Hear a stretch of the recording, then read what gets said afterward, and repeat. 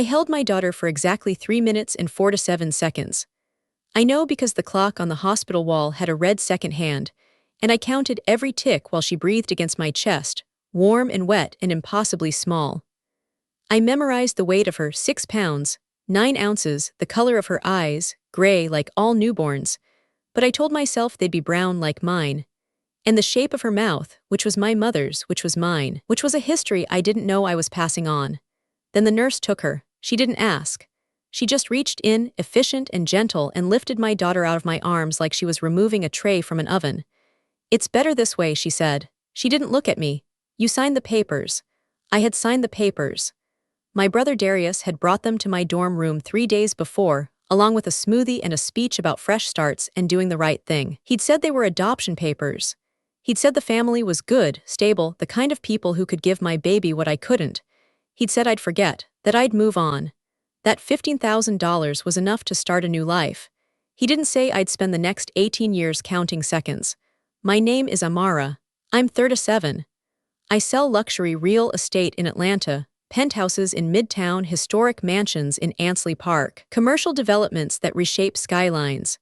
I can walk into a property and see its bones, the foundation, the load-bearing walls, the hidden damage that makes a house worth millions or nothing at all. I can spot a crack in the plaster that means structural failure, a fresh coat of paint that covers mold, a beautiful facade that hides a rotting frame. I learned this skill from my mother, who cleaned houses she could never afford to live in. She taught me to look past the surface, to see what owners didn't want seen. She died when I was 16, before she could teach me the most important lesson: that family can be the same kind of facade, beautiful from the outside, hollow within. Darius was my half-brother, 12 years older, from my father's first marriage. He'd been the one to handle things after our mother died, the funeral, the paperwork, the sale of her house that I later learned he sold for twice what he told me. He'd been the one to encourage me to apply to college, to be better than our parents, to break the cycle.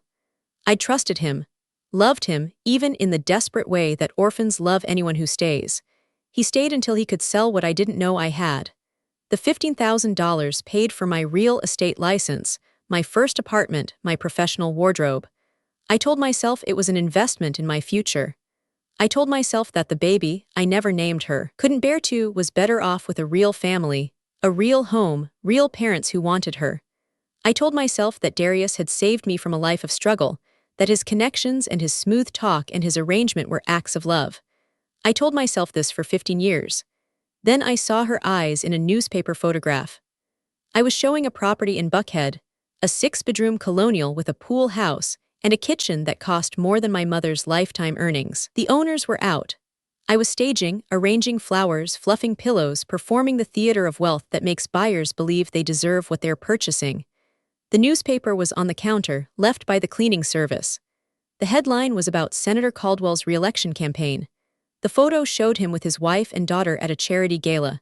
The daughter had my eyes, and a scar on her left eyebrow, thin, white, shaped like a crescent moon. I dropped the vase I was holding. It was Waterford crystal, $400, and it shattered against the marble floor with a sound like breaking bones. I didn't clean it up. I sat on the kitchen island and stared at that photograph until my phone died and the sun went down and the security alarm started beeping. The scar. I'd gotten that scar at 8, falling off my bike into a chain-link fence. My mother had held a washcloth to my forehead and said, "This is how you know you're alive, baby. The body remembers." I'd bled into her lap and she'd rocked me, and I'd thought, in the way that children think, that scars were proof of love. My daughter had the same scar. Not from a bike, from genetics, from whatever strange lottery of DNA that copies wounds across generations. Darius had told me the adoptive parents were a good family, no details, better not to know. But I knew now. I knew her name, Zara Caldwell. I knew her address, the mansion in Buckhead where I'd just broken a vase. I knew her school, her grades, her volunteer work, everything the senator's PR team had packaged into a perfect political daughter. I didn't know if she knew about me. I didn't know if she knew she was adopted. I didn't know if she knew that her uncle Darius, who appeared in campaign photos shaking the senator's hand, was the man who'd sold her. I spent 3 years finding out. I didn't contact Zara directly. I was smarter than that, or I told myself I was. The senator had lawyers. Darius had influence, connections, a growing political career of his own. A deadbeat birth mother showing up would be discredited, dismissed, destroyed. I'd seen it happen to other women in my community, women who'd made bad choices and were punished for them forever while the men who profited walked free. So I infiltrated. I became the Caldwells' real estate agent. Or rather, I became the agent of everyone they knew, their friends, their donors, their church group. I sold houses, made connections, built a reputation as the woman who could find you anything in Atlanta's luxury market. I attended charity galas as someone's plusone. I sat in coffee shops where Mrs. Caldwell had her weekly meetings. I listened. I learned that Zara was unhappy, not dramatically, not the kind of unhappiness that makes headlines, but the quiet, grinding kind that shows up in small rebellions. A nose piercing that appeared and disappeared. A boyfriend that Mrs. Caldwell didn't approve of. Grades that slipped from perfect to very good, which in that world was failure. I learned that the senator saw her as political asset, that Mrs. Caldwell monitored her phone, her social media, her location at all times. I learned that Zara had asked about her real parents at 12 and been told they were a troubled young woman who'd made the ultimate sacrifice, dead, presumably, or at least dead to the narrative. I also learned that Zara was searching. Anonymous forums. Adoption registries. Public records that Darius had carefully scrubbed, but not carefully enough. I'd found the original birth certificate in a county archive, filed incorrectly, misindexed, waiting for someone patient enough to look. And I learned that Darius was running for mayor. His platform: family values, child protection, fighting human trafficking. The irony was so sharp I could have cut myself on it. He was using Zara in campaign ads without the Caldwells' knowledge, a success story of adoption, of loving families that saved children from destructive circumstances. He'd pose with her at rallies, his arm around her shoulders, smiling the same smile he'd used when he handed me those papers at 19. I watched one of those ads from my apartment, a glass of wine in my hand that I didn't drink. Zara was 15, beautiful in the way that money makes you beautiful, good teeth, good skin, the confidence of someone who's never been told no by anyone who mattered. She was reading a script, talking about the importance of loving homes for children in need. Darius stood beside her, beaming, his hand on her shoulder like he owned her. He did own her in a way. He'd sold her once, and now he was using her again, and she didn't know either fact. I set down the wine. I opened my laptop, and I started building a case. Real estate taught me that every property has a history, every transaction leaves a paper trail, every value can be reassessed if you expose the structural damage. I hired a private investigator, a woman named Torres who'd left the police force after reporting corruption and knew exactly how the system protected people like Darius. She found the contract I'd signed, not in adoption records, but in a shell company's files, labeled surrogacy agreement. She found the $80,000 transfer from the Caldwells to Darius, routed through 3 accounts but traceable. She found communications, emails Darius thought he'd deleted, recovered from a server he'd forgotten about, where he negotiated Zara's price, discussed my suitability, joked about inventory quality. She also found the medical records. Mine from the pregnancy, showing no drug use, no instability, no indication of the troubled narrative Darius had sold. And Zara's from birth, showing she was healthy, wanted, perfect, not saved from anything but her own biological mother's arms. I had evidence. I had proof. I had enough to destroy Darius, to humiliate the Caldwells, to make Zara's life a headline. I didn't use it, not yet, because Torres also found something else. Zara's search history, the forums she'd visited, the questions she'd asked late at night when her parents thought she was asleep. How do I find my birth mother? What if my adoption wasn't legal? Why do I have a scar my parents don't? She was looking for me. She didn't know my name, but she was looking. And I realized, with a clarity that made me put my head in my hands and weep for the first time since I was 19, that I didn't want to be found as evidence. I wanted to be found as a person. As someone who'd made a terrible choice under terrible pressure, who'd spent 18 years trying to undo it, who was finally ready to tell the truth, not to a courtroom but to her. I contacted Zara as a Torres. I'd borrowed my investigator's last name, her blessing, her understanding that some cases require more than legal strategy. I said I was a journalist working on a story about adoption in Georgia, that I'd found some documents that might interest her, that I wanted to interview her about her experience. She agreed immediately. Too immediately, I could hear the hunger in her voice, the desperate need to talk to someone who might know something she didn't. We met at a coffee shop in Decatur, not Buckhead. Neutral territory. I arrived early, sat in a corner, watched the door. When she walked in, I stopped breathing. She was taller than I expected. She moved like me, quick, purposeful, the walk of someone who's always late for something important. She wore a leather jacket over a school uniform, the collar popped, the skirt rolled at the waist. Rebellion in small, controlled doses. She ordered an iced coffee with extra sugar, the same way I did at her age. She sat across from me and didn't smile. "You're not a journalist," she said. I blinked. "What makes you say that? Journalists have business cards, they have recorders, they ask questions." She leaned forward. "You have nothing on this table but your hands, and you're looking at me like..." She stopped, confused by her own observation, "like you know me." I took a breath. This wasn't the plan. The plan was to interview, to gather information, to decide later how much to reveal. But Zara was looking at me with eyes that were mine, with a scar that was mine, with a directness that I recognized from mirrors and couldn't fake. "I'm not a journalist," I said. "I'm someone who knows your story, because it's my story too." I told her everything. Not at once, in pieces, between sips of coffee, between her questions that started skeptical and became increasingly desperate. I told her about Darius, about the papers, about the $15,000 that bought my silence and his career. I showed her the contract, the bank records, the emails where he called her inventory. She didn't cry. She went pale, then red, then pale again. Her hands shook on her coffee cup. "He sold me," she whispered. "My uncle. The one who..." She stopped, remembering campaign photos, family dinners, the man who'd called her princess and posed with her for voters.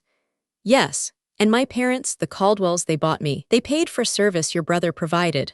Whether they knew it was illegal," I spread my hands, "I don't know. The records suggest they thought it was legal surrogacy, but I don't know what they knew or when they knew it. What I know is that you were taken from me without informed consent, and that I've spent 18 years trying to find you."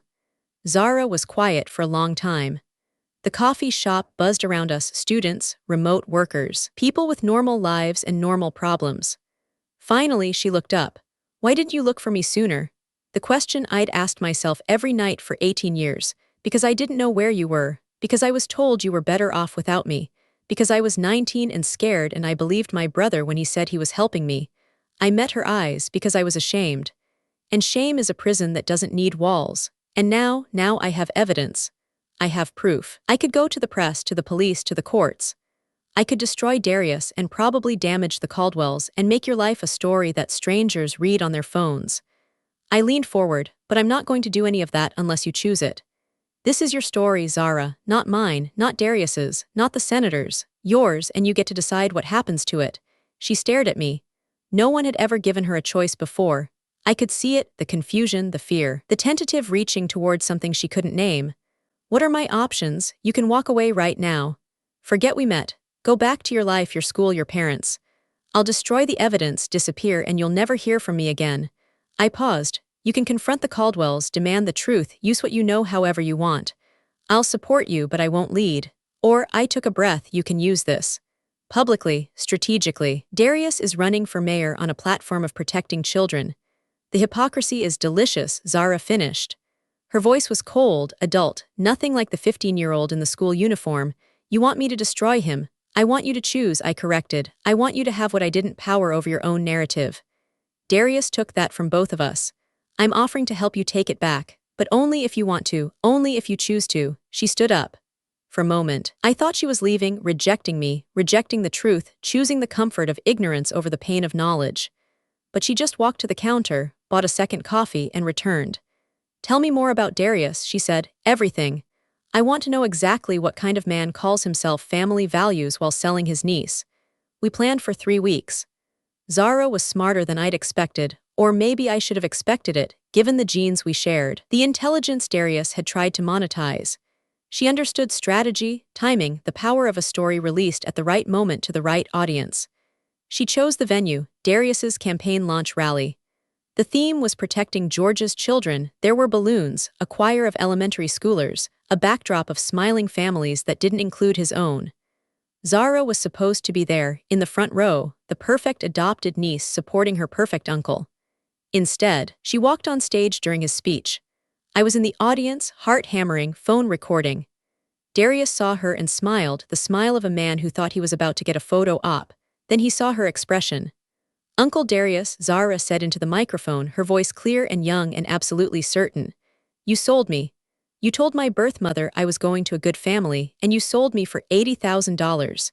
You used me in your ads without my knowledge, and now you want to be mayor so you can protect children. The crowd went silent. Darius's smile froze. Zara, honey, I don't know what, I have proof. She pulled papers from her jacket, copies of the contract, the bank records, emails where he discussed inventory quality with the Caldwell's lawyer. I have a birth mother who spent 18 years looking for me while you told everyone she was dead. And I have a question for the voters. Do you want a man who sells children as your mayor? Security moved toward her. She didn't flinch. I'm not done. I was bought by a senator who wanted a daughter for his image. I was controlled by parents who monitored my phone and told me my birth mother was troubled. I was used by you for political points. And I'm done being used. She looked at me then. In the crowd, surrounded by strangers with phones raised, recording, broadcasting, our eyes met and I saw my mother's stubbornness, my own determination, something new that was only Zara's. I'm Zara Caldwell, she said, or maybe I'm not.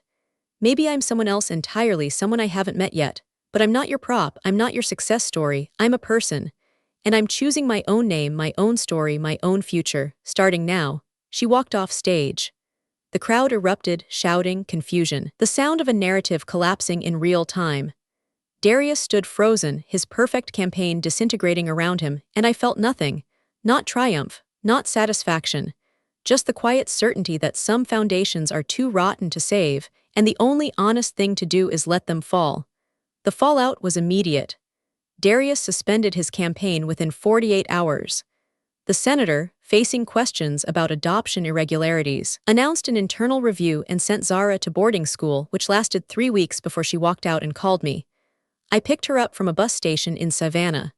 She had a backpack, $200 she'd saved from allowance, and the same expression I'd had at 19, determined, terrified, absolutely certain that anywhere was better than where she'd been.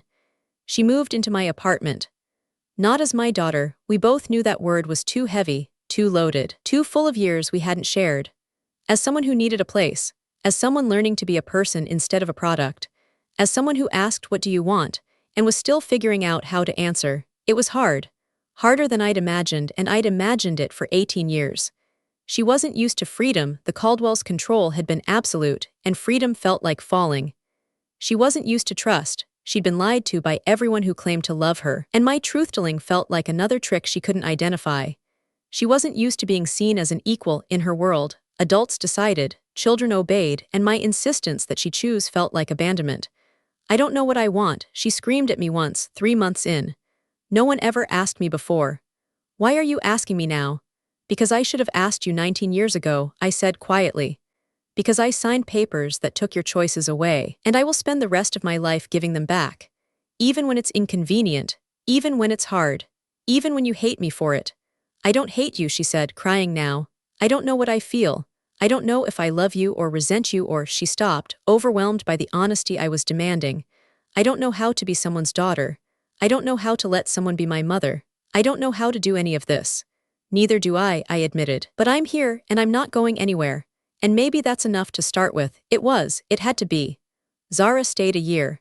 She finished high school at a public school in Decatur, no private tutors, no monitored social media, no image management. She made friends who didn't know who the senator was. She got a job at a coffee shop where no one cared about her last name. She started therapy, which she called paying someone to listen to me complain, but which she attended religiously. And she started asking questions.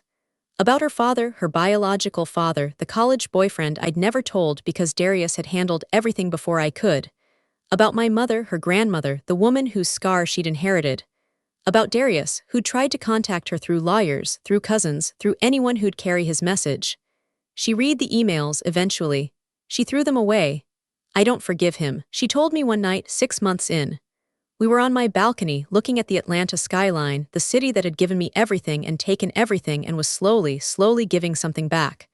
I don't think I ever will, but I don't want to spend my life hating him either.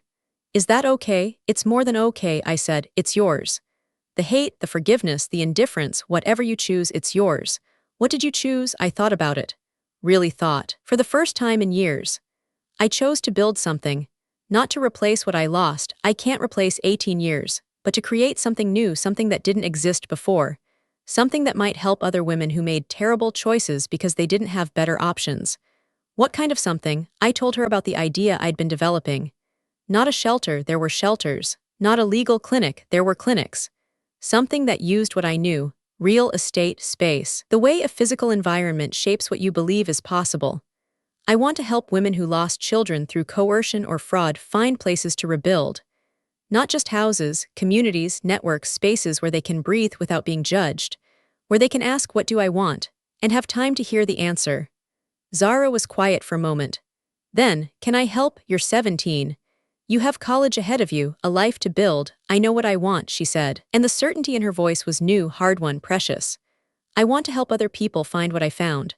A place where someone asks what you want and actually listens. A place where your story belongs to you." We opened it together a year later. She was 18, legally an adult, choosing her own name. She kept Zara, rejected Caldwell, took my mother's maiden name, Hendricks, as her own. We called it Zara's Address. Not a nonprofit exactly. Not a business exactly. A space, a renovated Victorian in Old Fourth Ward, where women could stay for weeks or months, where they could access legal help, therapy, job training, but mostly where they could sit in a garden and be asked, by someone who meant it, "What do you want?" Zara ran the day-to-day. I handled the real estate, the funding, the expansion. We were partners, not mother and daughter. The words were still too heavy, too full of years we hadn't shared. But sometimes, when she brought me coffee in the morning, or when I found her asleep on the couch with paperwork scattered around her, I felt something that might become love. Something that was choosing to grow, day by day, in the space we'd cleared for it. She left for college at 19, NIU political science, which made me laugh and worry in equal measure. "I'm going to change the system from inside," she said, "or burn it down trying." "Be careful," I said. "I learned from the best," she replied, and hugged me. It was the first time she'd initiated touch. I held on longer than I should have, and she let me. She visits on breaks. She calls every Sunday. She's dating someone, a musician, which terrifies me but who makes her laugh in a way I recognize from my own rare moments of joy. She's happy, I think, or she's becoming happy. Or she's learning that happiness is a choice you make daily, not a destination you arrive at. Darius lives in Florida now, in a condo he bought with the last of his savings. He sends letters to Zara, which she doesn't open. He started a podcast about cancel culture, which has 12 listeners. I don't hate him, I don't forgive him. I just don't think about him, which is the only freedom either of us has left. The senator lost his re-election. Mrs. Caldwell divorced him, moved to Charleston, started a boutique. I don't know if they think about Zara. I don't know if they regret. I don't care mostly. Zara's story is hers now, not theirs. I'm 37. I sell real estate still, though less than before. Zara's Address has expanded, 3 properties now, 40 beds, a waiting list. I wake up every morning and ask myself what I want, and sometimes I know the answer and sometimes I don't, but the asking is the point. The asking is the freedom. I have a daughter. I lost her for 18 years. I found her, not as the baby I held for 3 minutes and 4 to 7 seconds, but as a young woman with her own scars, her own anger, her own capacity for choice. We're building something together. Not a family exactly, that word is still too small for what we're becoming. A partnership, a collaboration. A shared answer to a question we're both still learning to ask. I'm Amara. I'm 37. I'm a real estate agent who once sold her own child, who spent 18 years learning to see structural damage, who finally understands that the most important property anyone owns is their own story. And if you're listening to this, if someone sold your future while calling it love, if you're still learning to ask what you want and trust the answer, hear me. The contract can be broken. The foundation can be rebuilt. And the space you create for yourself, however small, however imperfect, is worth more than any house anyone ever promised you. Start building. See you in the next story.